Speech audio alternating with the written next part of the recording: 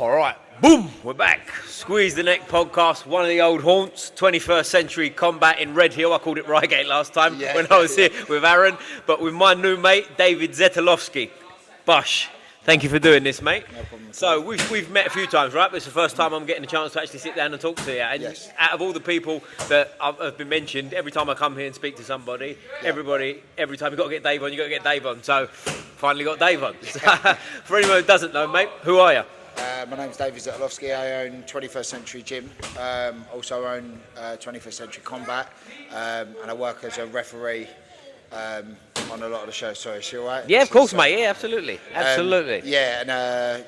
a referee on a lot of the shows. That's pretty much it. Yeah. But I think you're selling yourself short there because you was also a professional fighter yourself, right? Yes, I was a professional. So are you done now completely, or? Yeah. I've more than hung the gloves up. Oh, is that right? So, yeah. I'm happy with it as well. That's okay. That's a good way to be, isn't it? Because a lot of people I spoke to as well, and like as we all know people that come to the end of their days of a fighter, and they're still not bitter is probably the wrong word, but they still got a bit sort of left in the basement, if you like, haven't they? Yeah, I mean, I miss it. You do? Miss it. Yeah, of course. I think anyone who used to do it, but I spent most of my career kind of plagued with health problems. So it was, and it kind of got to the stage where it felt like I was always, by coming back, I was always kind of overcoming something. Mm-hmm. So,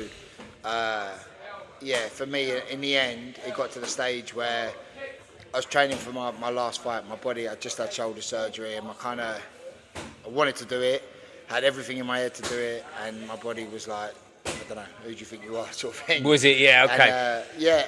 But then I got to the stage where I'm looking around, I've got like all these fighters in the gym, and to be quite honest, they deserve me to be 100% with them. Mm-hmm. You know, I can't. It's great, innit? You want to fight, to get sort of that. But I'm done with my bit of being in the limelight, and so to speak, with the fighting, and I enjoy. I'll be honest. I probably get so much more from watching my fighters do it and getting what they can out of it and stuff.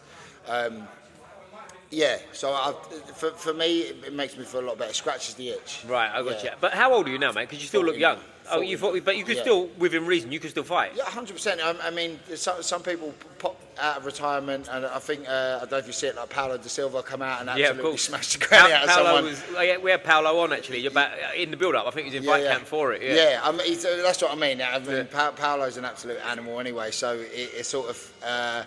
Do you know what? With someone like him, it's no surprise he will just come out. He'll do it again at 60. He'll come out and knock someone out and go back into retirement. Right. But I mean, some people can do it, but, and fair play to them. For me, I'm very selfish when I'm fighting. Very selfish. Everything's got to be about me. You've got to be though, right? Yeah, 100%. And I feel that I'm not in a position to be selfish anymore. Gotcha. So that was probably the biggest thing for me. Right, I gotcha. Was it K1 you fought, or is it? K1. Yeah. Did you venture out into anything else? You were boxing and stuff. I actually started with boxing. I was a boxer first. I fought on like the unlicensed circuit. I fought a couple of times. I fought like Portsmouth on the pier and like things like that. And then I did. I even fought at. It wasn't Spearmint Round. It was there was a strip club in Croydon. I even fought in there, and then like had some rounds like on the boxing circuit. And then I did. So originally, I actually wanted to be a pro MMA fighter. Okay, that's what I wanted to do. I had no intention of being anything else. So started on the boxing circuit. Then I went straight into pro MMA. I didn't really have a clue what I was doing. I just knew that I wanted to do it, and I went over to it. I didn't do any semi-pros or amateurs, and just went straight into it. Sorry, give birth to a monkey somewhere along the road. It might be the next generation. She might be on in 10 years. Yeah. So then I went into pro MMA, and it was when I met my coach, Kieran, because I drifted into K1, and I fought Jake Boswick. Okay. And after the fight, I remember, because obviously Kieran Kedal was in his corner and stuff, and I remember having a chat with him afterwards, and I got invited down, funnily enough, by someone that I'd fought, someone called Joel Reed, who said to me, like, why don't you come along and sort of sit with me? I went and met Kieran, and he was kind of my main K1 coach, and I remember him on a day, he was like, do you do much grappling? I said, no, I'm shit at it. He said, do you do any wrestling? I said, no, I'm shit at that as well. Do you like it? I said, no, I hate it. I said, well, why are you doing MMA then? And I was like, hey, yeah, it's a good point. And then I stuck to K1 ever since. And that was it. I had one Thai boxing fight, but I didn't know it was Thai boxing until the day. And I turned up and I looked at the card. I've actually got the card on the wall, and funnily enough, I didn't even realise it until I dug all my old things out. Arnold Allen's on the same card. Is that right? Mental, yeah, so it's crazy. I didn't even know. But yeah, and then it was only when I looked at the card, and I remember like my cornerman Steve Elliott, I was with him. You know, I'm fighting Muay Thai. He was like, just kick more then. And that was pretty much it. So that's the advice, just kick him more. That was it. And and that was it. That was my only sort of venture out into... That's cool. Where are you from originally, mate? Are you from this way? No, I'm from South London. Okay, whereabouts you from? Crystal Palace. Oh, okay. So I grew up there, and then I moved up here just before my first daughter was born. So it's about 19 years ago now. Okay. And then been up here ever since. Right, and with the fighting, what was the plan with that? Was it just fancied having it at a certain point? No, I kind of knew, I always knew I was going to get into fighting. Funnily enough, I remember, before Pride and UFC was the mainstay, I remember I had this UFC game on the Dreamcast. And that's the good old days, yeah. And I remember there was this cutscene at the beginning, and I remember I used to love this cutscene. So I'd watch it, and then I'd restart the console and watch it again. That was my only sort of taste of it. And it was like Mark Coleman and things like that. And I remember thinking, even really young, that's what I want to do. I want to do that. I kind of had a believe it or not, I was a professional wrestler when I was really young. So so I started that. I'm talking leotard, the boots. You're doing it properly, yeah. So I used to lie about my age to do it. But I always kind of knew that I was going to get into the fighting, always. Hold on a sec. Katie, do you want your daughter's climbing all on me? There we go. We bribe her with chocolate. It works. Right? That's your parent, guys. Yeah. Don't do that. Yeah, promoting helps. She's already drunk a Lucozade. Sorry. I always kind of knew I was going to do something like that. And then, sort of as I got older, I think I had my first daughter. As I say, I was really young when I had kids, and I kind of always knew I was going to drift into it. And I remember I didn't leave, I got expelled from school, I didn't really have any GCSEs, nothing like that. So I remember thinking, if I want to, make something of myself and be something for the family, give my kids, a good life, I remember thinking, well, I could do it through fighting, that's the way I could do it. So I even had it in my head, I was training and I'd want to stop and I'd look at the houses and I'd think, right, because I used to train in Purley and run past these big houses, and I used to think, if I work hard, I can get one of them one day. So that was kind of that was the idea in the back of my head. That's how I can sort of do something for my family. And although I didn't do that fighting, I had fighting as done that for me. Obviously, so I make a living. So that was kind of it. I knew I was raised in a gym, but it was a powerlifting gym. Okay. So I grew up around training and competition. But not fighting, it's just a very, very different sort of atmosphere. But because the reason I asked you when you said South London is I'm South London as well, but boxing clubs are sort of plentiful around there, and like amateur boxing is quite a premium. So you never dived into the... No, I did. Again at my dad's gym. I remember doing I do a bit of boxing at my dad's gym because people come in and hold pads for you and stuff like that. But it was never. Other than the wrestling, I never really did. I just thought I was, really tough and strong and stuff like that.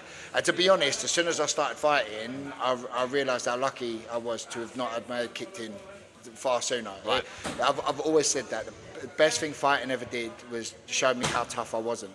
And I remember the first day, it was at Like to Fight was my first, not Like to Fight, it was Fight Factory, which later on they left and we started Like to Fight. So Fight Factory was my first gym. And I remember going in and there was blokes that, you wouldn't look twice at, and you spar with them and I'd get the absolute life beaten out of me. And I remember thinking, imagine this geezer looks like nobody, and he beat the shit out of me. So we've all seen it and felt it. Yeah. And then you realise just how you kind of, all of them times of thinking that I was tough, it was almost, like the zookeepers, you've been putting your hand in an alligator's mouth, it just hasn't been closing its mouth, It doesn't mean you're tougher than the alligator. So, and that, for me, that was it. So now it's chocolate buns, don't worry about it. Chocolate Lucozade, we're all right, we're all good today. First thing in the morning as well.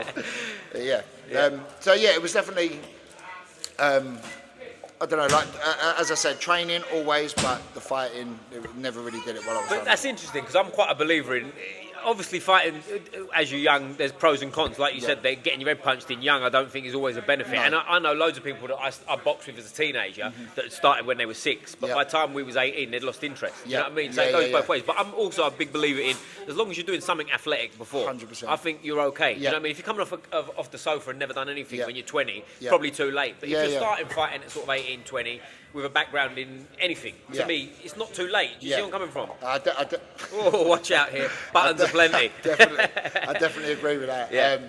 So for me, the mats are clean, by the way. For me, it was being around. As I say, as you just said, I was raised around competition. So I've been strict with all my children. You know that you don't have to fight, but you have to compete. You have to do something. You can do whatever you want. Football, rugby, you pick. You can do it. But you have to compete. You have to know what it's like to be nervous and to think you might lose, and even to experience loss. I think that's really important. And I found that with all of my children, they've all done a sport and experienced what it's like to win, to lose, to be part of a team. I think it's massively important. The only one of my daughter still fights now. She fights regularly, and she's doing really well. But she's the only one that's sort of like nothing but fighting, obsessed with it. Wow. How's that, watching your daughter fight? Hard. I bet, right. Yeah, I'm better with it now. I'm better with it now. And sorry, how old is she, if you don't mind me asking? She's 18 now. So she's a young woman now, So now she's doing head contact. Right, okay. Like you just said, with kids hitting each other in the head, I won't have it. I won't have anyone below 16 in here fighting with any head contact. I personally, I don't even like it at 16. You know, I still don't think you should be getting hit in the head, but you know, it is what it is. But so for me, watching her, I remember her first fight. I remember my wife having to kind of have a word with me. Thank you, darling. I remember my wife having to have a chat with me about sorting out the way I was acting. I don't think I when it's one of my fighters, I can look at it very clinical. You know, it is what it is. They're fighting. I want them to do well. Of course I do. I love them all and I'm very passionate about it. But, you know, it is what it is. And I can look at it more through, not a job lens. I don't want to say that because it's more passionate than that. But I am being more clinical. You know, do this should win. If you didn't do it, you didn't win. Okay, no problem. With my daughter, that's my little girl. And my little girl's getting hit and kicked. And I'm like, and it's really hard. And I think I was harder on her to the point where I remember Katie saying to me, you know, if you're not going to act like a coach in the corner, don't be in the corner. Right. If you're going to be a dad in the corner, you can be a dad from the crowd. Right. You know? If you're in the corner, you're a coach. And I remember it clicked in my brain that is true. I'm being a dad in the corner. That's not what she needs. She needs a coach. Right. So, and it did. From then, I kind of put the emotions to one side and do it. I mean, when I get home, I'm in pieces. But while we're there, it's all about getting the job done. Right. But I mean, even if, like, it's a completely different level. Like you said, like if you're training someone, they're coming to you as a fighter, right? Yeah. So it's a bit different. But I can't imagine, like, I haven't got daughters, but like your little daughter. I say your little daughter. She's a young lady. I don't mean that. I still see her as but you know what I'm saying? She's a little girl, wasn't she? She was like this at one point. Yeah. That's a crazy thing. And also, people can think what they want. My thing as well, like women's fighting now is different. Like, but when I started, I've said this on here a million times, in the boxing gym I was in, we had one lady who was like less than 50 kilos, and her sparring was just having to move around with blokes my size, touch her and do her thing, right? Whereas nowadays, women's fighting is a big thing, isn't it? It's like a legit sport, if you like. I think that fighting is one of the only, I'm not saying it's the only, but I think it's one of the only sort of sports industry where women are treated the same as men. I completely agree. I think they're given the same respect. Some of my favourite fighters, like domestically, are female fighters. I think Daniel Butler is one of my favourite fighters. I think she's brilliant. You know, I trained with her years ago. Obviously, she's at All Stars. She's absolutely smashing it, and I love watching her fight. There's no difference to watching her fight and watching someone like, you know, Reece Brudnell is just as exciting. You know, so I think that it is one of those. It's one of the few industries where women are treated with the same respect. Yep. You know, they're not looked at. Oh, it's a woman fight. No one looks at it like that. Not anymore, anyway. No, not anymore. Definitely, yeah. Maybe it's changed over the years and stuff. But I personally think that, and because there's no difference in the training. There's no difference in, the difference is probably the weight, you know. But other than that, I've got Georgia, who obviously fights for me. She's one of the hardest working people that I know, you know, and she puts a lot of people to shame. If any of the fighters, I can use her as an example. If you're not working as hard as that, then clearly you're not doing the right thing, sort of thing. I do think women's fighting. Obviously, my wife. She's a world champion, so for me, it's always been a big thing. Wow, yeah. But I tell you, it's funny where you say there with like the female fighting thing.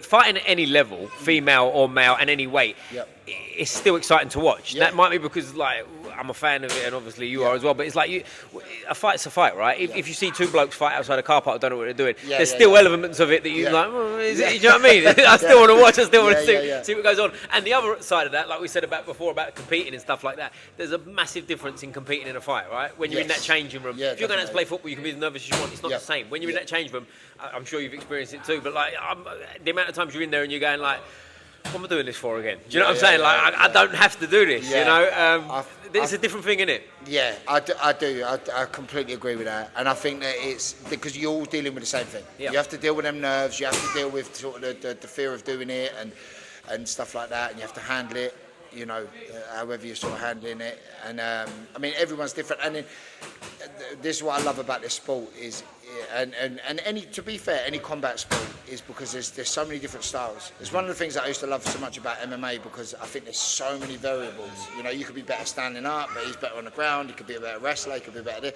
So I love that sort of thing. So when it's, say for example, a slower fight where you have someone who sort of fights on the back foot and stuff like that. For me, I still find that exciting because I know what they're doing. They're setting traps. They're being smart about it. We all love it when two people stand in the middle of the ring and absolutely start swinging, which again, it's still part of fighting. I still love that. When you get a very technical fighter who fights on the back foot and it's just really smart and you can see what they're doing. I think Liam Patel's a great example of that. I love the way he fights. He's very, thank you, darling. He's very smart and he's just slick. And you see, you watch someone like him, he fights on the back foot. You know, so he's not standing there in the middle. Well, mind you, he did knock his last opponent clean out in Thailand. But the way he fights, I love it because he's smart. So smart, and you can see him trick people, and I love that. Well, it's funny because I'm a big believer as well. Personality comes out in fighting massively, right? You can't pretend you're a mean guy if you're not naturally. You know, I spoke to Joe before, Joe Turner, and he was saying he's not that guy, so he doesn't try and pretend. You know what I mean? He plays his game, and I think it's so important because it's easy, especially in fighting. Everyone wants to pretend they're tough and walk. Not pretend they are tough, obviously. But when you get into it, sometimes it's like putting shoulders about and trying to puff your chest out. Whereas if you get in there and you're not fighting to your best of your ability because you're trying to prove a point, it's only going to go one way, really, in the long run. Not necessarily on that night, but the personality for me comes out in it massively. I definitely agree with that. I remember when I was actually telling this story the other day to someone. So I remember when I first started fighting, I'd wind myself up so much, so angry, like I'd be pacing and I'd have it in my head, you know, I'd get in their face when they brought us in the middle and stuff like that. But I think a big part of that was because I was trying to, it was almost, that makes up for the nerves, you know, like you get yourself really angry, that kind of covers up when you're a bit nervous. So I remember being like that for ages until I thought that the person who actually took me down to Semtex, Joel Reed, darling, Katie, do you want to, she's, go to mum. I'm in the middle of an anecdote.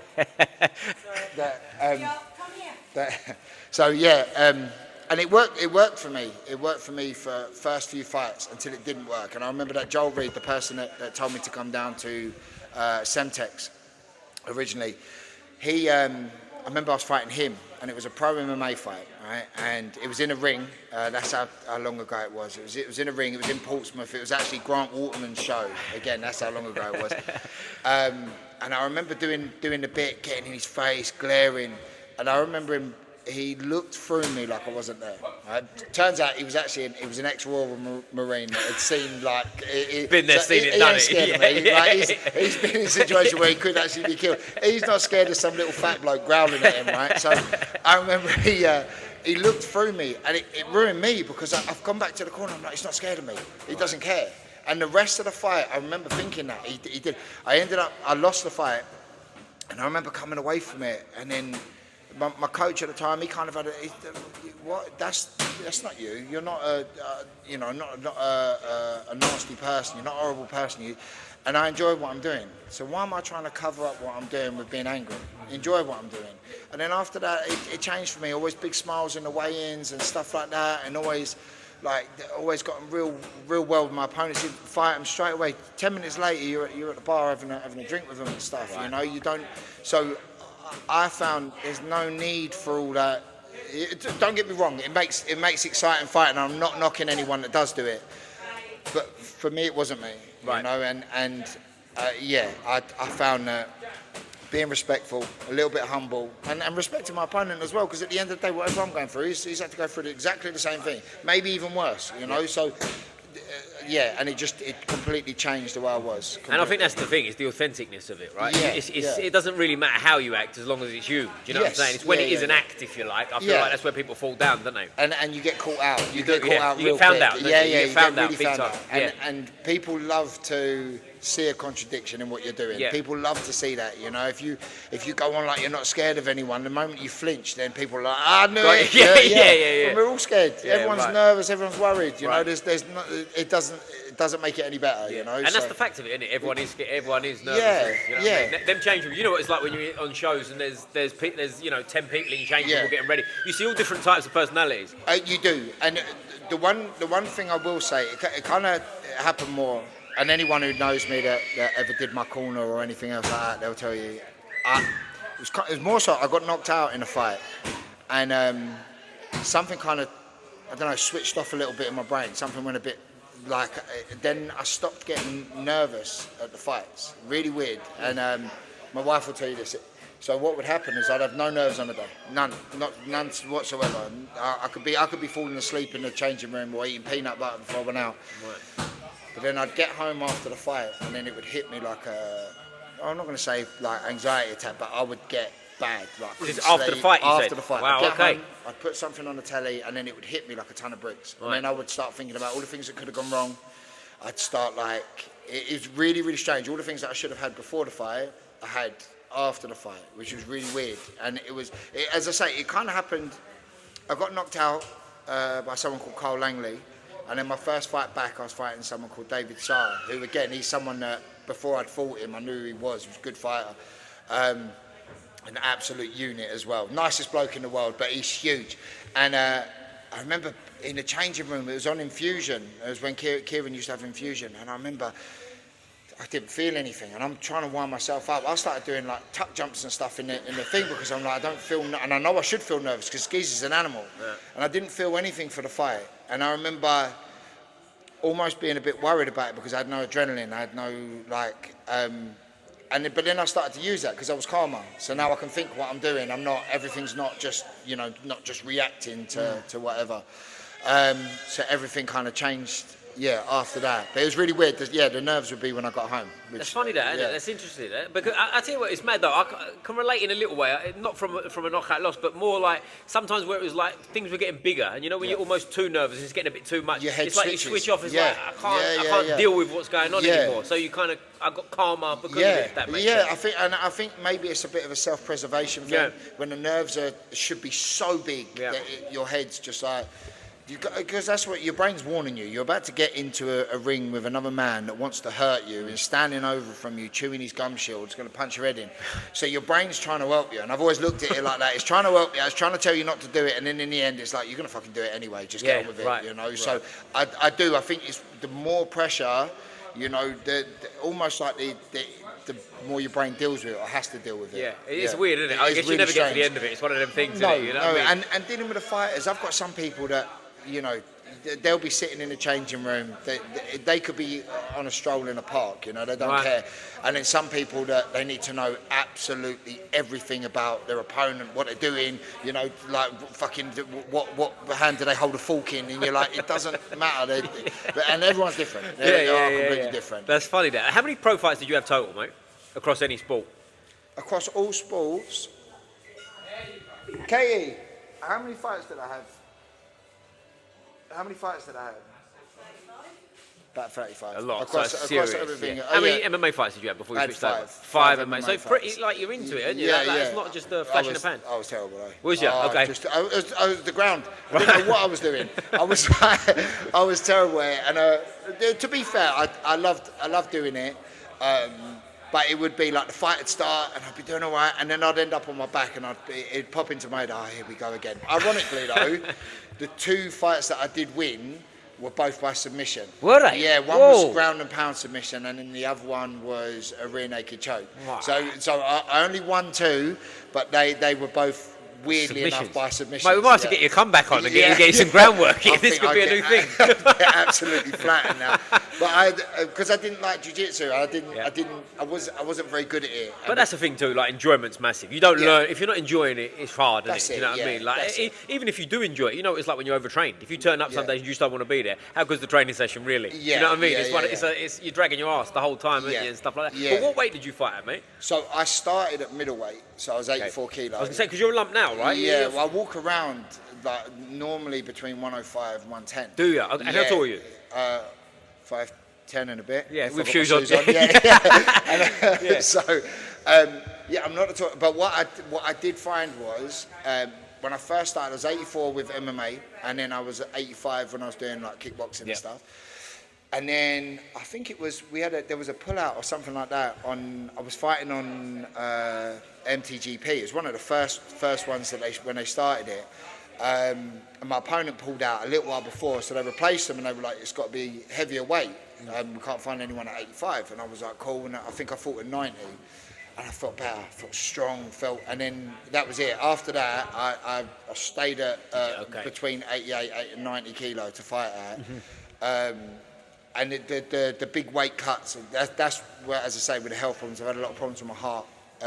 So the weight cutting, they think, was a bit of a factor for it. Right, doing these big weight cuts. So I physically couldn't do them anymore. But with like 90, the reason I ask is because, like, obviously you're a very thick set guy, but some guys at that weight, they're big, aren't they? Do you know what I mean? Big, in terms of, like, when I spoke to Aaron the other day, Aaron's like lighter than that, a lot lighter. And was he 6'3", 6'4"? He's a long guy. Yeah, Aaron's a very tall man and very light. I mean, he can get anywhere from 70, 80 kilo. He don't care.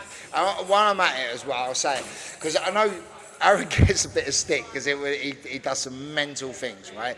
Always said this: if you had a gym full of Aarons, right, you'd have a successful gym. Right. That man, I've always said this about him. Anyone asks me, weirdest guy in the world, right? He's an odd bloke, right? I love him to pieces, absolutely love him. He's an odd, weird man, asks me weird questions, comes out, dresses weird, but he will fight anyone. Anyone. He's that guy. I have never given him a name where he said anything else other than, you think I could beat him? Yep, cool.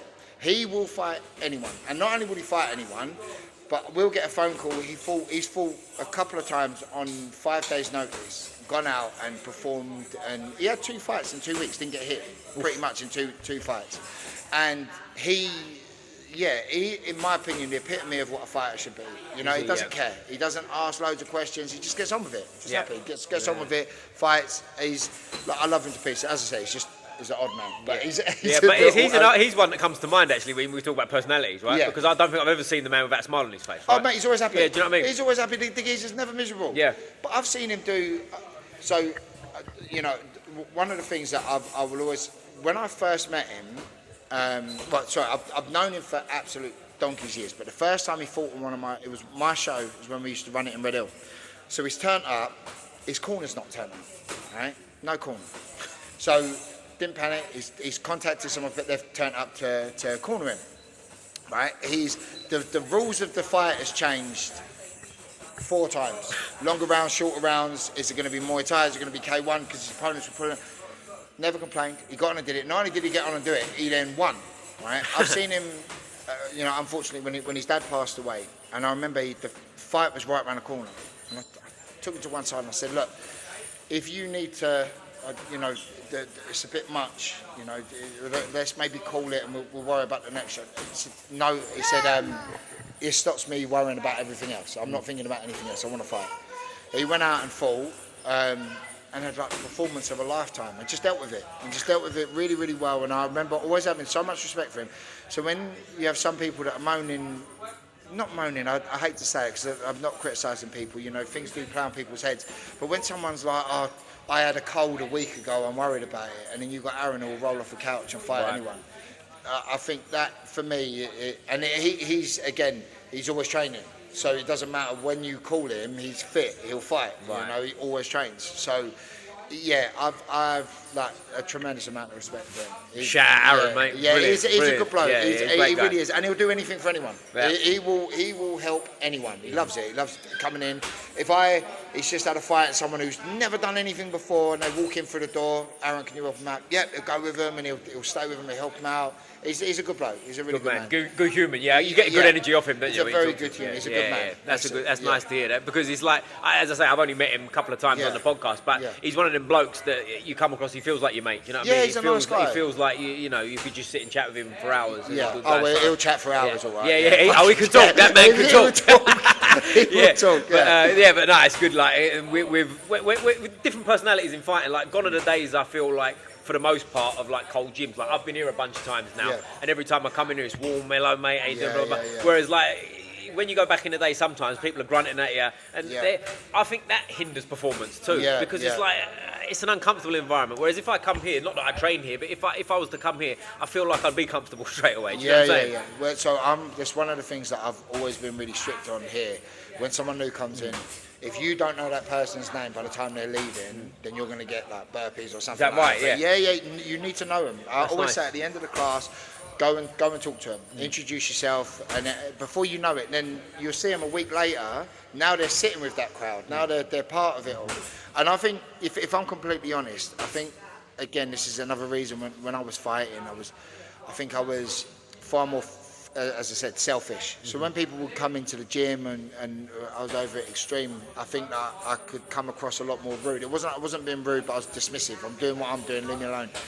And that's now looking at it. So if I had someone that was doing that here, I'd be bollocking them. I don't want that. I don't want that environment. And I look at the way I acted, and I get it all the time. People that used to train with me, like at Extreme and stuff like that, and they'll come in here and they'll be like. I always thought you were a bit of a dickhead. I was. I'll put my hands up to it. But I love the environment that we have here. And I know it's a very cliched thing. Everyone says it, but everyone is a big family here. And I'm very proud of. Because I think anyone who owns a gym and says that they haven't gone through this, I think is maybe telling a bit of a fib. There's always a point as a coach. I think you feel like maybe a little bit of an imposter. You know, you worry about it. I think I do, and you know, maybe I'm wrong, but I feel as though it's one of them things that, especially I've seen it where I saw a coach not so long ago, and he had I think he had 5 fighters on, and they'd all lost, which I've had a night like that when they all had. And I remember him saying to me afterwards, and he was like, you know, I just feel like, am I doing something wrong? And I said to him, I had a night like that recently. Now his fighters are absolutely smashing it. I think we had a show before they they were demolishing everyone. A really good gym. And yeah, I think when you do that, there's a moment where you think, am I doing things wrong? But the longer you've got a gym, the level's going to go up, and people get added to it that bring the level up, and you're always learning as well. The reffing really helps me to learn and stuff like that. But I think, I think there is always a point as a coach when you're like, am I teaching the right thing? Am I doing the right thing? And you do. I think. Well, if you don't worry about it, it's crazy, because you're going to have losses at your gym and stuff like that. Of course, You've got to think of improving at that point. Yeah, well, it's interesting because coach is a little bit like being a fighter in that sense, isn't it? Whereas you're constantly improving, right? Whereas the old school coach is like, they were sort of stuck in their ways, weren't they? And like, do it this way, why? Because I said so. That's kind of dying out. And I think, you know, people knock social media, but I think social media's got a big part to play in that, because everyone wants to improve now, don't they? It's like self-empowerment or self-improvement, whatever you want to call it. Like, as you go into gyms now, there are a lot of coaches that sound like yourself, whereas like, you want to get better, do you know what I mean? You're not just, this is how you are now. Do you know what I mean? I think that goes a long way. It's always evolving. Right. It's always evolving, and you look at, and I think this is I find a big thing about, you know, showing respect to people that have been in whatever you're doing for a long time, because you take things of, right, what are they doing this wrong? So for example, if I'm reffing on a show and you've got one of like McGowan's fighters on there, he's going to be sick. I can guarantee he's going to be a good fighter. If you've got someone from like Assassins, he's going to be good. Yeah, like he's going to be a good fighter. You can almost bet your life on it, right?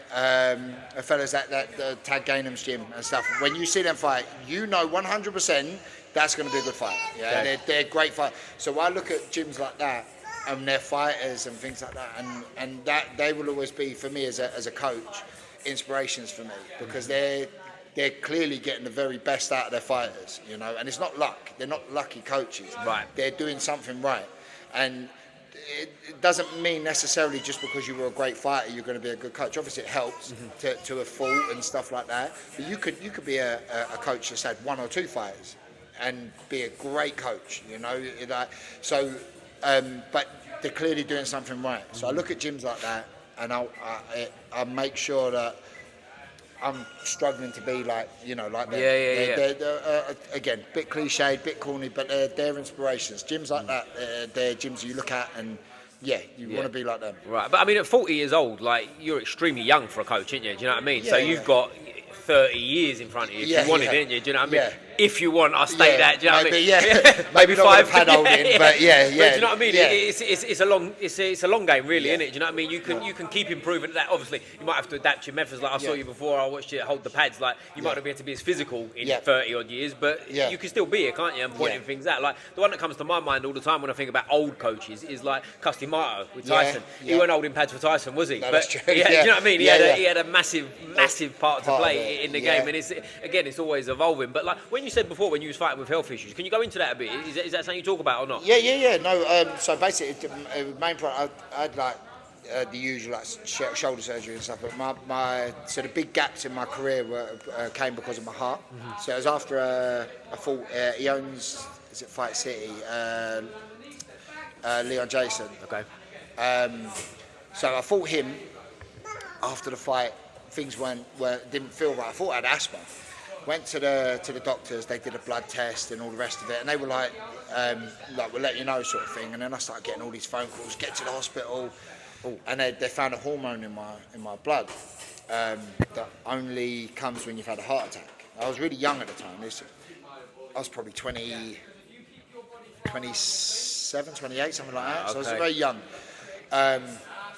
So gone to the hospital, and they kept me in for a week, and basically my heart was out of rhythm, so it wasn't beating properly at all, and I hadn't noticed it. Waited for ages, and I had one of them cardioversions, which where they shock you. It took about a year. They put you on blood thinners, they put you on beta blockers, so you have to be on that for ages. They did it absolutely fine. Had a couple of fights, bang, it happened again, and then so in the end, I think now as it stands, I've had 2 heart surgeries and 8 procedures where they shock it and put it back. So that all the gaps in my fighting. So it's one of the things that always grabbed me. Like as I said, I had a good amount of fights, but I know it would have been double, maybe triple. I lost so many years from my career. Where I'd come back, I'd have 2 or 3 fights, I'd be on a roll, and then it'd happen again. And I'd spend a year or 2 years out.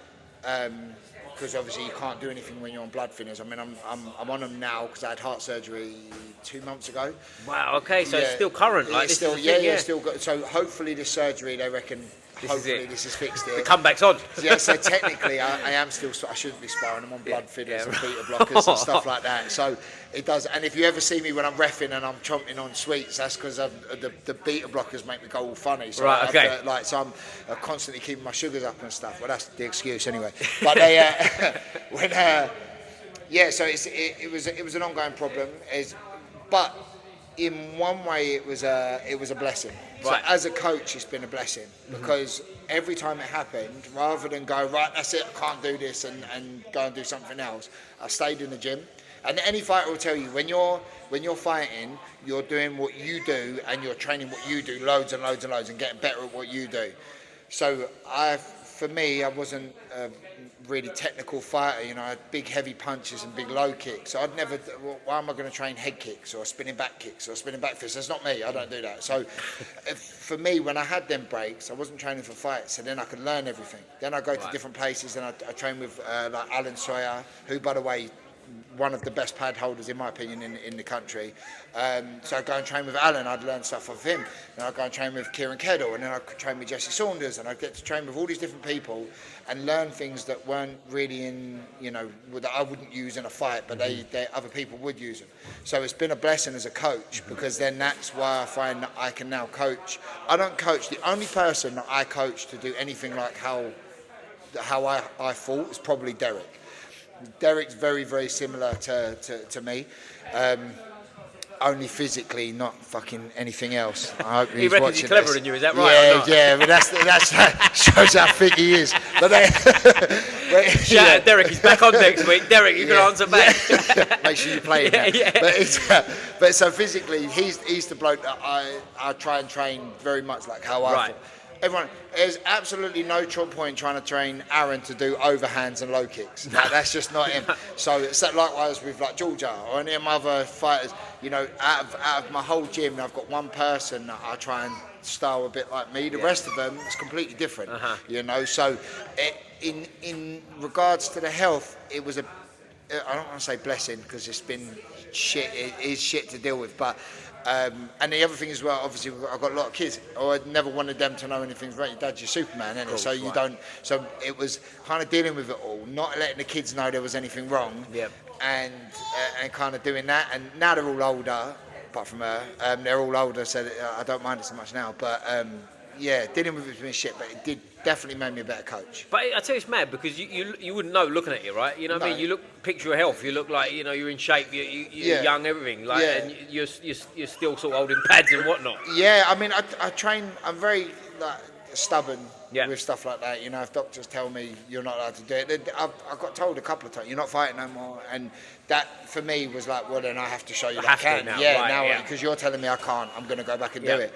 And so it's always been, but one thing, another thing that it did teach me with the weight cutting, I won't let people do these stupid weight cuts. With my daughter, we're at the moment, we're going through changing what she's doing, because she's too heavy. She's not fat. She's very slim and tall. She's very strong. I think it's different for women too, right? You've got to be more careful for losing. Yeah, and I don't want her to do these big weight cuts, and it's hard, because she is built like me. She's very broad, but she's very strong. Not fat, but we've got to now I want her to be. I don't want to do these big weight cuts, and I don't want any of them in here doing these big ridiculous weight cuts, because I know what it can do to you. And I'm not saying that that's the reason that it has happened. But it probably, it didn't help. Certainly didn't help. But there's some people you see, like I've trained with as well, that do MMA and whatnot, and you look at them and they tell you the weight they fight at, and you look at them and you go, mate, I think you should be 2 weight divisions above that. It's ridiculous. And one of them, I won't mention who he is, obviously for what I'm about to say next, but his record is, well, call it what it is, I'm not mentioning his name, he's bad. But he's good. He's just fighting probably 14 kilos lighter than he should be. Do you know what I'm saying? And he's every time you see him, how's it going, mate? He's like dragging his feet, and he's tired and he's exhausted. He knows who he is. So sorry, but it's one of them where it's like, mate, why don't you just stop doing this? And you could probably fight at a good level. But you're like lose 2, win 1, and it's like you're doing yourself on the weight. And I think S&C is that, like, if you're going to be heavier, be strong and be heavy. I think that's why heavier weights get away with being. So, at the top end, if you say someone like Daniel Cormier, who was far too small to be fighting a heavyweight, but he got away with it because he was so strong and such a good wrestler that he could kind of fight at that level and get away with it. So I think that it's almost a bit easier when you're bigger. Yes, your opponents are bigger, but you're strong, so you can kind of keep up with it. But then it makes such a difference if you're 63 kilo and you're fighting a 70 kilo person, because maybe you haven't got the power of a big heavyweight sort of thing. And I think that's the only reason I got away with it, was because I could hit as hard as a heavyweight. So for me, but then when you do get here, then you suddenly realise why. I thought Pellew, he landed one on my I don't even think it was that big a shot. It was like that, and I remember just knocked me on my arse like during a fight. And I remember afterwards thinking, okay, that's the reason for fucking weight division. But it's funny, but I think like it's very individualised too, right? Because someone like Aaron, as an example, they're a heavyweight shorter than him, obviously. But him going up in weights might not do his body favours. Whereas someone like yourself, going up the weights probably does you more of a favour, doesn't it? You know what I mean? Because your attributes playing, you're banging hard, and do you know what I mean? Yeah, Aaron he's not a power fighter. He's not looking to knock you out with his big shots. He's very nimble. He's very fast. So for him, putting weight on is not going to help him. It's going to slow him down, if anything. The one thing that I will say when he fights heavier is they're a little bit slower, and that does do him that little favour where he's on. He fought his last fight against Tommy, and you know that was a terrifying fight because Tommy's strong. Same as Jacob Wells, right? Now these are people where I'm like the whole way through the camp. Do not fucking stand still, because if Jacob Wells puts one on your chin or Tommy puts one on your chin, you're going to sleep. Right? There's no fucking two ways about it. They're so strong, and they're powerful men. You know, good fighters as well. So I remember, I know you can do this, but you do not stand still for 1 second. If you stand still, you're going to get hit. You get hit, you're going to go to sleep. And to be fair, he did really well. I remember with the Jacob Wells fight, the last round, I remember Jacob catching him with a couple of clean shots, and I was lit up. Biting onto stuff, but yeah, and so, as I said, if he had stood and tried to trade with them, it'd have been in big trouble. Right. You know, it makes no sense to make him do that. Jacob's cool. I like Jacob. Yeah, Jacob's a great bloke. He's been on twice. He's coming on. I think he'll be the first 3-time guest. So Jacob, shout out, mate, if this gets you. But yeah, he's one of them. Like when you talk to Jacob, like he fought another guy who's been on, a friend of mine, Ruben Barella. I know Ruben. Ruben's sick. Right, exactly, and he had a big knockout there as well, didn't he? And also, like Ruben, by the way, talking about that knockout, took that knockout about as good as I've ever heard anyone talk about a knockout. Like, couldn't have been. It was just amazing. Like listen to the episode. A shameless plug for myself. But Jacob's like thick set, and he like shake his hand. He got hands like a fucking caveman. But again, this is what I absolutely love about this sport. You couldn't get more two different people than Jacob and Ruben. Right? It's completely different. Yeah. But they're so exciting. Yeah. Ruben is another one of my favourite domestic fighters, because he's so slick. Yeah. He's so slick. He does things that are like, I was at his last fight on Ronin, and he was mustard. Yeah. Absolutely mustard. And I was sitting with someone who hadn't seen him fight before, and I remember being like, watch him. He's so good. And Jacob, I've got I can't say enough good things about Jacob. I think he's a very humble man. He's always been so polite to me. Yeah. I've reffed a couple of his fights now. Very, very respectful. But again, that same thing. I've seen it when he's lost, and he takes it well. He comes back better. And he's very, as you said, Ruben taking a knockout. It's one of them things. Gets on with it, cracks on, and I've seen them take. Not that they do lose a lot. It doesn't happen a lot, but they're very humble men. And I love that. They're absolute monsters in the ring. And you talk to them in real life, just nice. Yeah, good guys. Yeah, proper men as well. Aren't they? Like Jacob, I've been to his house. I've met his family. Great guy. Like Ruben, I've had the pleasure to be in the gym and watch him train. Yeah. And it's like, it's meticulous. You can see he's like switched on. Like, do you know what I mean? Like, and he's doing it properly. You know, he's a genius. I remember, like, because obviously he fought Aaron, didn't he? Yeah.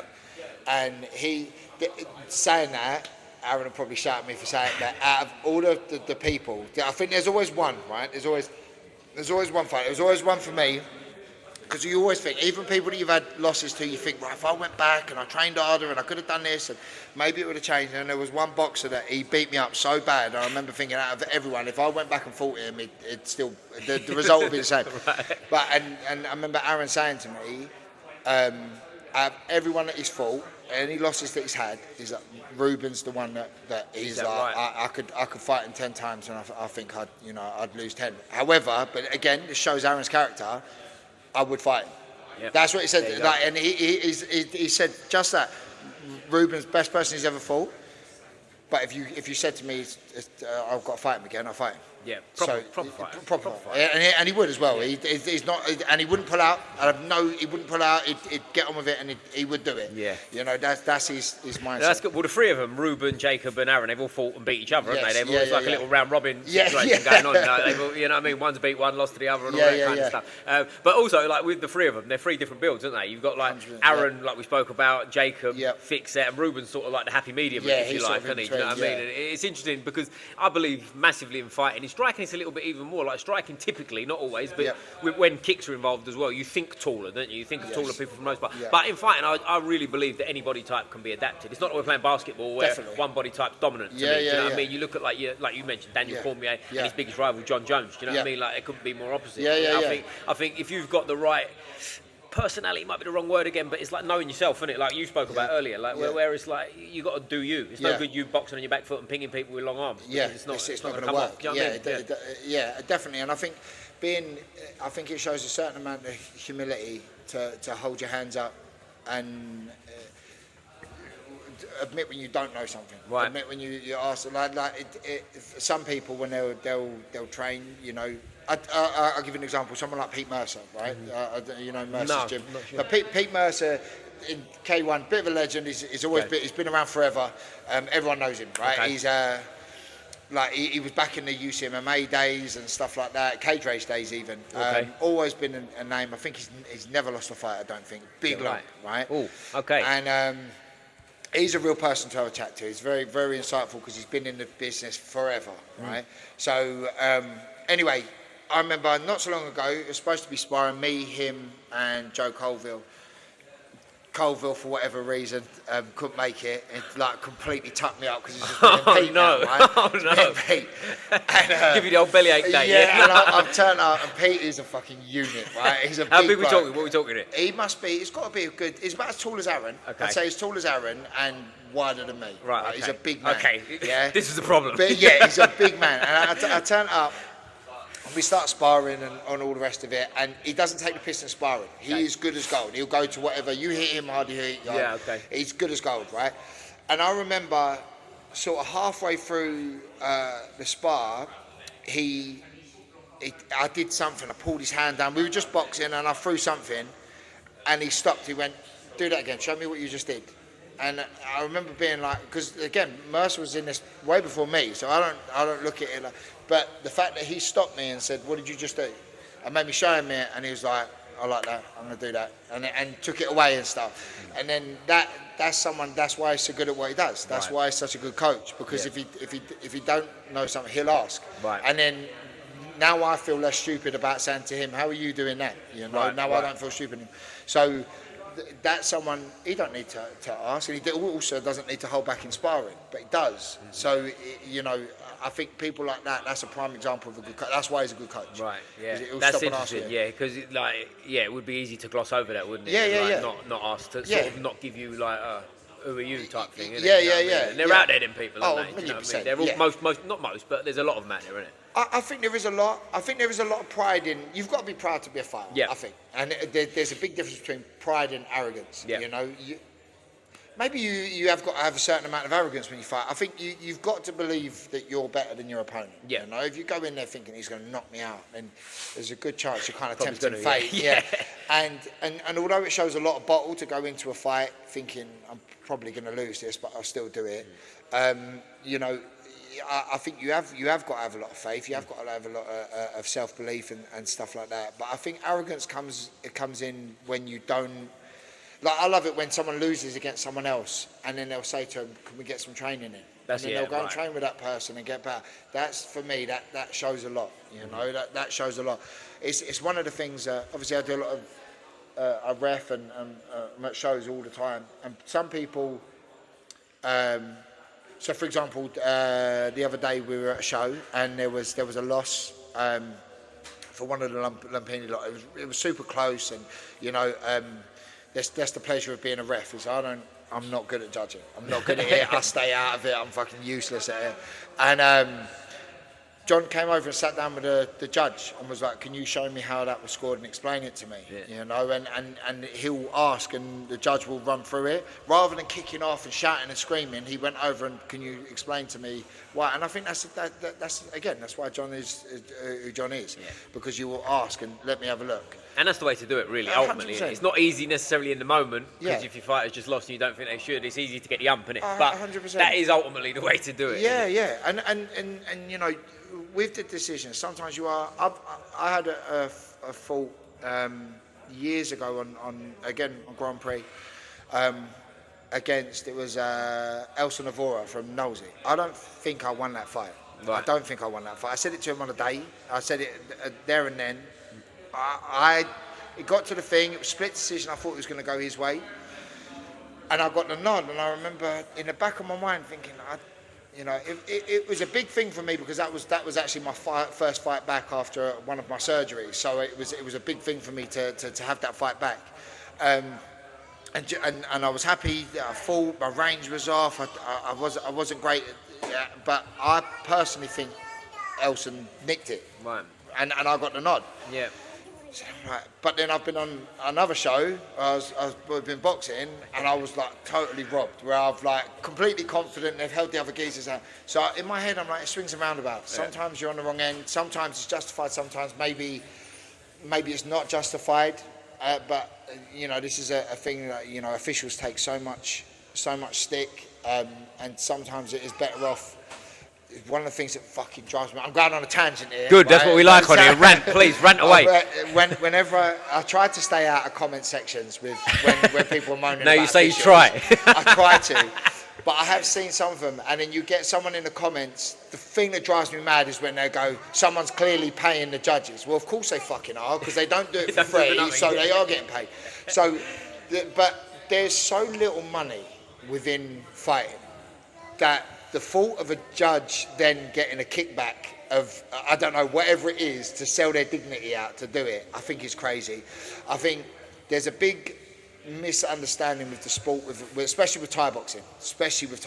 You know, Thai boxing is very hard to score. It's very, very, very difficult, and the officials take a lot of shit for it. Sometimes misunderstanding of the rules, the scoring system, and stuff like that.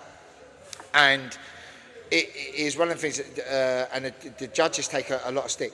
Sometimes when it feels like a judge is being biased, one of the things is who's the judge is watching.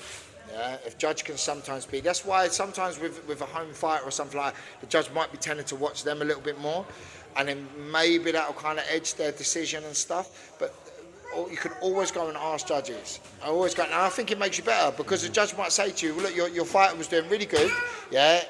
Yes, he landed more shots, but the other bloke was unbalancing him more. He was knocking him off balance. Right. So then, therefore, now you know, when you're training your next set of fighters, you know, right, balance is a thing. That's what they're looking for, you lot need to be more balanced. So I think it makes you a better coach. Mm-hmm. But, and it does happen. I mean, officiating is, it's a hard part of the sport and stuff, and like referees get, it's one of them things that, it's almost like the better job you do, the more of an arsehole you are. Right. Yeah. So the more you follow the rules. Yeah.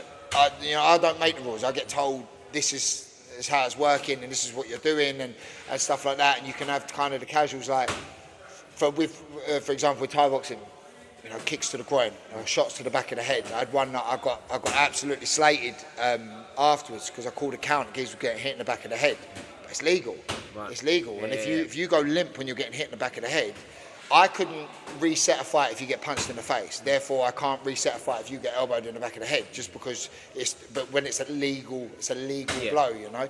So officiating, you do get a lot. It's a thankless job, though, isn't it? Very, very. What are they going to do? No one's ever going to go, "Well done, ref. You've done great tonight." But if you did something wrong, saying that you do. Oh, you do. You okay, do. I've had it. I've had you do. Some people. Charlie O'Neill's one of them. Yeah, okay. Me and but that's that on that side. I'm talking about the fans. Fans are never going to go, "Well done, ref. You've done great today." Fans think you're an arsehole no matter what you do. And if you do a bad job, they'll let you know. It's hard, isn't it? Do you know what I mean? Yeah. And you mentioned a boxing one there. Like boxing, notorious for bad decisions. Oh, mate, yeah. Now, my theory on there's a lot of reasons that could be, but also sometimes, with respect, if you look at some of these judges, they're 105 years old, and they miss a lot. And that's frustrating. That I find frustrating. And it's not knowing what they're looking for. Right. If you've got three judges that are all looking for different things, one's looking for aggression, one's looking for skill, one's looking for volume. Yeah. So, and it goes to the thing. So he might have hit him more, but his shots weren't as clear as the other bloke. Yep. So who do you go for? You know. So it's knowing the criteria of the scoring, which I think that's on a coach's part. You should know the criteria of scoring, right? And if there's going to be bad decisions. Yeah. There's going to be bad decisions from judges' parts, from refs, because no one's perfect, and sometimes they do get it wrong. And I've seen it where judges say, I've gone slightly the wrong way on that, or maybe they got it wrong and stuff like that. Which is fair, right? Which is fair, but it does happen. And the same way with reffing. Like my priority as a ref, and I'm very lucky because I've had two of the best mentors for reffing that you could possibly have, which was Jesse Saunders and Chris Batcheldor. Right? They're two of the best mentors, and for judging, Rich Robinson. Best mentors you could ask for, right? So, because Jesse had reffed, I don't even know how many. Jesse had reffed quite a few of my fights before I'd even met him properly. Oh, right, okay. I've got a picture of Chris reffing a couple of my fights and stuff like that. So I've looked up to them and known them as officials for ages. It always used to be if I was fighting, I'd walk out and Jesse was in the ring. I'd be like, sweet, okay. I'd feel better straight away because I know that it's going to go. You know, we're safe. Yeah. We're okay. You know, even though we're beating the shit out of each other, we both know that we're safe. And my job, priority number one, as a ref, is to make sure that you're okay. You get to go home and see your family. Because a lot of fighters are too tough for their own good. You know, you're getting hit in the face. You're gone. I can see you're gone. You're not giving up. You know, and they will, and they'll argue with you. There was I stopped a fight on MTR the other day. Waved the fight off. A bloke was like, no, I want to carry on. I'm looking. Something's not right. So I waved the fight off. Right, he made the 10 count. He was up on his feet. He was looking at me. He was like, "Yeah, I want to go." And I could something wasn't quite right. So I waved the fight off, and he went, "Ah!" And as soon as I waved the fight off, he collapsed. And I caught him, and I put him down. And in my head, thank God I did that. Right now, that could have gone completely the other way, where I waved it off. He's gone, "Fucking, I'm fine. Nothing's wrong." Da da da da da. So what do? Do I need to now risk getting a bollocking from everyone because I feel I need to keep him safe. You know, I've waved fights off before and people complain about. I don't do it because for any other reason than I want you safe. I want you going home seeing your kids that evening. Right. You know, and Chris said it to me when I first started. He was like, "You're going to get loads of stick doing this. You're going to get shit, but if that fighter makes it go, even if that fighter survives to go home and write a shitty post about you, cool, let him do it. Yeah." The reason he's at home writing a shitty post about you is because you helped him and you made sure that he's not in the hospital. He's at home, and it's always made me feel better. You know, you can slate the reffing, but the fact that you're fine to slate me reffing shows I've done an all right job. But listen, ultimately that's your number one priority. Is that's to get the them number safe, one priority. It should be anyway. Yeah, you know what I mean? To make sure they're safe. Yeah, right? And you being a fighter yourself is a benefit, isn't it? Because you know, definitely. See it different. Like I know people say you don't have to fight to do this and that. To an extent, you do. To me, do you know what I'm saying? Like certain people I know people that have coached in corners that have never fought, which I find strange. I find that quite difficult. I go, do you know what I mean? I think it's definitely as a ref. I think, and coach, as a judge as well. Like I think definitely as a ref, a history in fighting, because you know when. Little signs, isn't it? Little things you know. Yeah, you know when someone's done. They don't want to say they're done, but they're done. You also know when someone's trying to kid you as well, right? I know all the tricks. All the tricks, the tricks, the faking a groin shot. I invented that. Like, that's the faking a groin shot. The spitting out the gum shield to get an extra couple of seconds. I know all the. I've done them tricks. Unlicensed boxing was murder. You took a big shot, gum shield straight out. Hold on, it's over there, and you get that extra couple of seconds to get your head back to normal. I know them. I know the tricks. I've done the tricks. And it is, but that's what I mean. So with Thai boxing, when there is say a kick to the groin, and the fighter was like, hold on, and I can't. What can I do? The rules is that's legal. Yeah. I have to let you carry. Yeah. And if you're turning, you're not defending yourself. And then I see it happen. I'm like, for fuck, because I know when I jump in to give you a count, everyone's going to be screaming at me. Yeah. I know it. So you've got this choice of either do I appease everyone and make sure that I'm not getting booed and screamed at, or do I do my job and keep my integrity? And I've kept my integrity with my decisions. Right. And sometimes it is, you know you're going to get a load of flack. You know posts are going to go up about you and saying this, mainly from people that don't quite understand the scoring criteria. And when that happens, it is a bit disheartening. I don't read it. But you're going to get shit. You're going to get it, and it's one of them jobs. Do you want to do it or do you not want to do it? You know? That's the nature of it, isn't it? You know what I mean, that's what you get. Like as I said earlier, like, I've never seen a ref get a pat on the back from the fans, right? No, is what it is. Do you know what I mean? They get. You know, if you don't know who the ref is, it's a good thing, isn't it? Do you know what I mean? If that's you forget what I said. The best refs are invisible. Yeah, the best refs are you can't see them. Yeah, because you don't notice them in the ring. Same with judges. You only ever know a bad judge's name. Of course you do. You don't remember the rest of them. But I think people as well that you're at a show. There's 30 odd fights. I think my daughter's done a bunk out the door. Is Ray done a runner? Okay. Right. Disappeared. She's run left home. My daughter's just done. She's 60. She's had the buttons and she's gone. So yeah, I think it is. was saying? Yeah, you do. You are going to get a lot of shit. You do get a lot of stick and stuff. But it is. But then every so often you get the fighters. Super Fire Gym are the best ones for it. I love that gym. I would say they're my favourite gym. Okay. Nicest bunch of blokes, all tough. I've said to that Liam, I don't know what you feed your lot, but fucking there's something. These blokes will fight no matter what. Yeah, you have to fucking, if you're gonna stop one, you have to really stop them. They do not stop fighting. Pretty much every one of them, I've had a message off after I've reffed them, thanking me and being super humble and being just nice people. And they're some of my favourite I think they're one of their fighters. I'm going to get his name right. I think it's Louis, something like that. Little short fighter, I'm probably getting him wrong. But he's so sick. He's so sick. I love him. Every time we fight, it's absolute war. Geezer's just a monster. It is one of them. They're just the nicest bunch of people, and every one of them have messaged me after a thing, thanking me for reffing. That's cool. Yeah. That's cool. Is it quite a community around like the kickboxing K1 side of things? Yeah. Massive. Because the reason I asked that as well is because K1 notoriously, you tell me if I'm wrong, but it seems like it's one of the hardest ones to make a proper living from full-time fighting. Whereas like boxers, obviously, MMA fighters, it's quite rare you meet a pure K1 fighter that doesn't have to coach on the side and things like that, isn't it? I think K1 got watered down a little bit, right? In my opinion. Okay. Right. So if you look at the original K1, the actual K1, because K1's the name of a brand. It's not actually. It's not a sport. Yeah. Yeah. It was I think Oriental kickboxing originally, or below the waist kickboxing. So it never really had a governing body, which is a bit of a problem with it. And then people's attitude when you ask a lot of people, either they say, the only difference is the clinch, or they say that if you're not a very good kicker, you do K1, which to be fair is why I did it. But I think it kind of got, if you watch purist K1, real good K1 and some of the old legends fighting and stuff like that, you look at like Gokhan Saki or Mike Zambidis, who is he's my all-time favourite fighter. You look at people like that, purist K1, it's amazing. I think it's so good.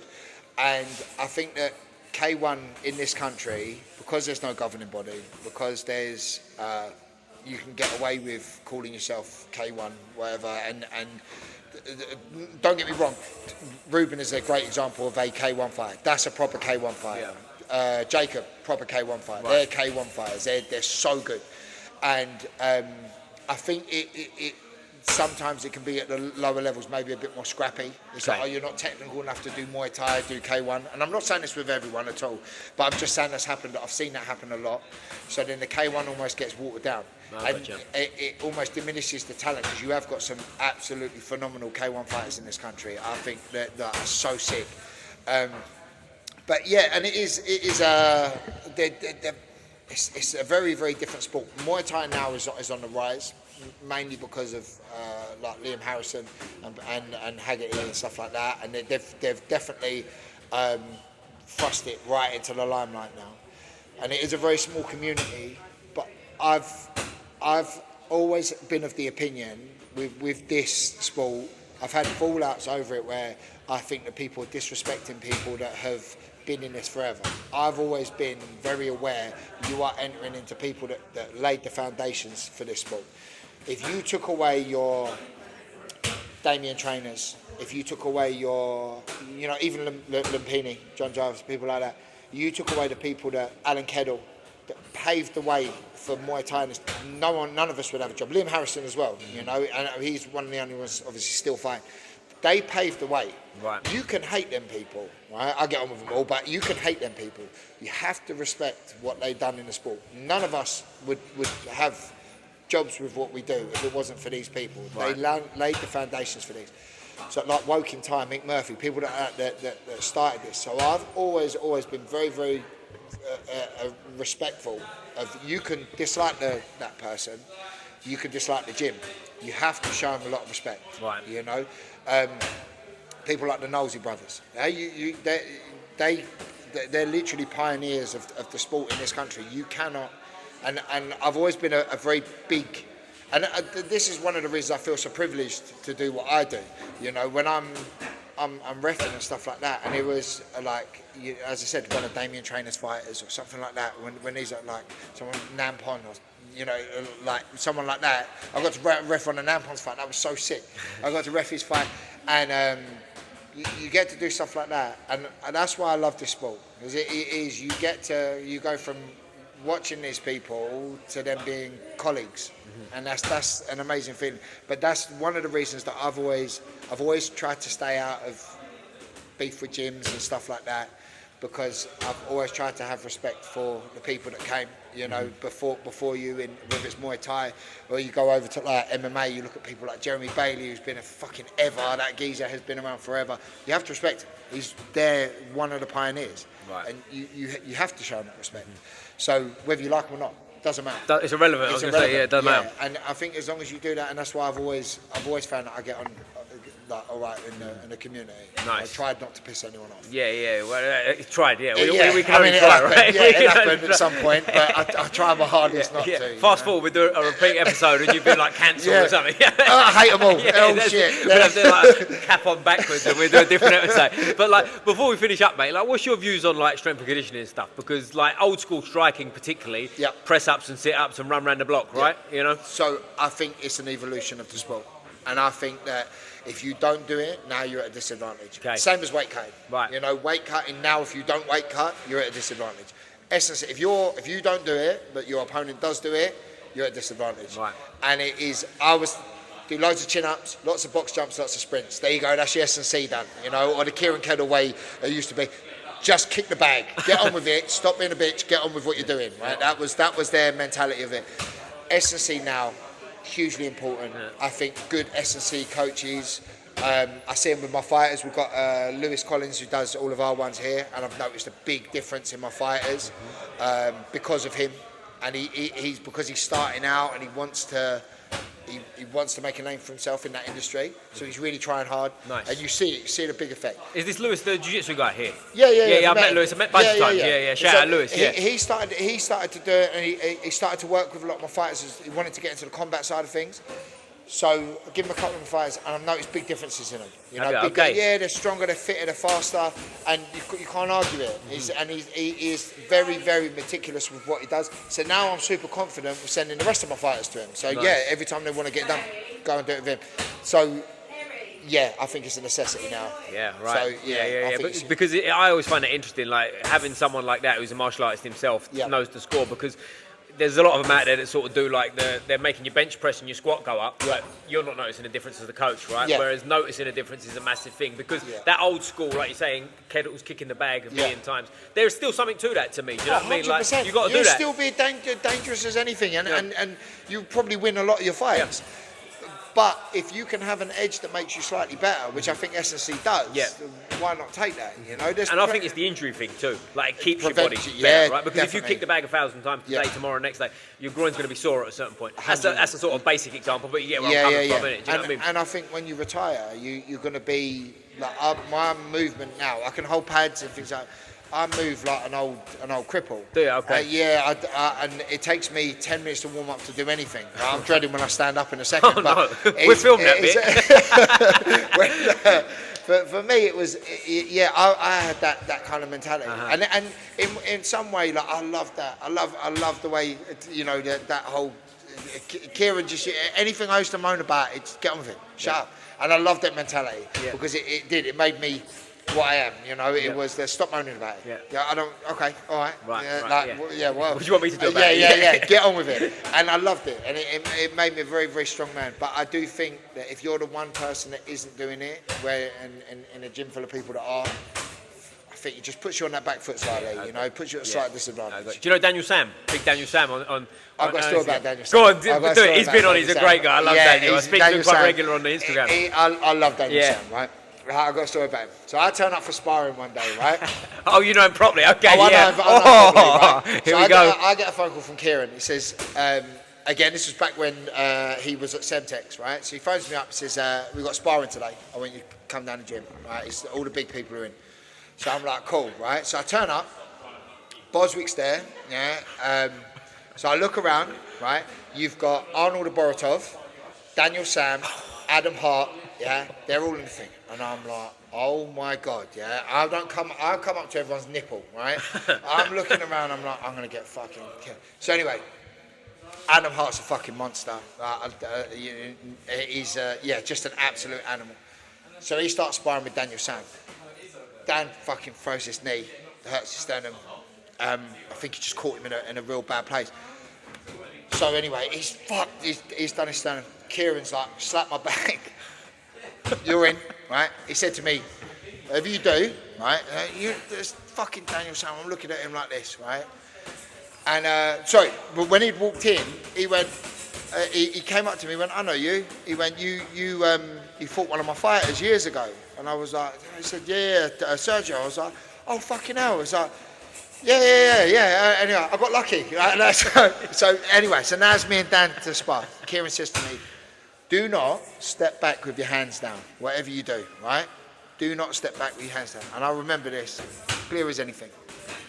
Dan lets me start hitting him, and I'm like, I'm doing all right here. I've stepped back and I saw it and I remember it coming, this fucking leg, right? I remember this leg hitting me and I'm not joking. I went stiff as a board, yeah? I felt it. It was like I'd been tased. I think I even made like a weird noise, like a cockroach or something.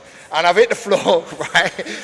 And I jumped back up and I'm like, no, I'm all right. And they're all, calm yourself down, right? And I was like, no. I said, I'm fine. I want to carry on. In my ears, all I could hear was, anyway. Carried on the rest of the rounds. I don't remember anything else. But I will never forget the fear that went through me when I saw that leg coming towards me that Dan threw. And he didn't throw it hard. He wasn't taking a piss. He's just a lot of man throwing it. Yeah? Oh, a lot of man. Yeah, a lot of man. And then when he went out to... So when Katie went out to Thailand and she did the infusion show and she fought out there, he was one of her coaches. Was he? Yeah, and she said, she rang me up. She said... Do you know, Daniel Sam said, I know your husband and I train with him. I said, did he tell you fucking knock me out? No. That's it. Proper man. Yeah. He does that. And now, loveliest bloke in the world. I love him.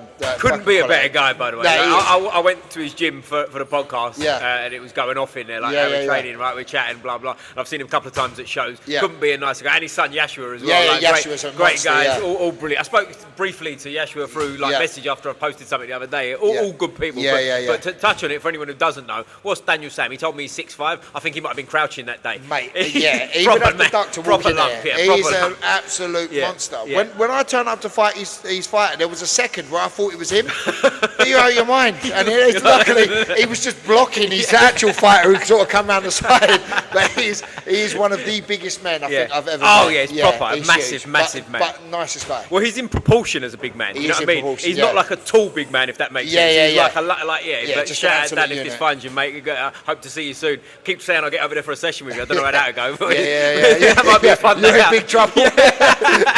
But mate, listen, this has been brilliant. I really appreciate your time. Before we finish, most important question of the day. This decides whether we stay friends or it's just like, I met him. South London, so fingers crossed. Which football team you support? Never watched Chelsea, very good. Thank you very much, my mate. But as I say, mate, I really appreciate your time. I always finish with a fist up like this. Squeeze the neck.